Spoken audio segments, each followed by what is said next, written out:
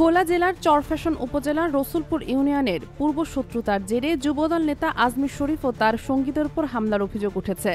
শুক্রবার রাত আনুমানিক 10টার দিকে উত্তর আয়চা বাজারে এলাকায় এ ঘটনা ঘটে। স্থানীয় সূত্রে জানা গেছে, আওয়ামী লীগের চিহ্নিত নেতা রুহুল আমিন মাঝি, ফকির মাঝি, বীরফুল মাঝি, ইমরান মাঝি ও তাদের সহযোগীরা দেশীয় অস্ত্র দিয়ে আজমির শরীফ ও তার সঙ্গীদের মারধর করে। এক পর্যায়ে আজমির শরীফকে অচেতন অবস্থায় খালে ফেলে দেওয়া হয়। পরে স্থানীয়রা খোঁজাখুঁজি শুরু করলে একটি উদ্ধারকারী ইউনিট এসে দীর্ঘ সময় তল্লাশি চালিয়ে তাকে উদ্ধার করে। চরফ্যাশন উপজেলা সরকারি হাসপাতালে নেওয়া হলে চিকিৎসার পর তিনি প্রাণে বেঁচে যান। খবর পেয়ে উপজেলা যুবদলের সদস্য সচিব হাজী জাহিদুল ইসলাম রাসেল সহ অন্যান্য নেতাকর্মীরা হাসপাতালে গিয়ে তার খোঁজ খবর নেন ও সুস্থতা কামনা করেন। ঘটনার পর রসুলপুর থানা পুলিশ ঘটনাস্থল পরিদর্শন করেছে। তবে এখন পর্যন্ত কোনো মামলা হয়নি। তবে মামলার প্রস্তুতি চলছে বলে জানিয়েছেন আজমির শরীফের স্বজনরা।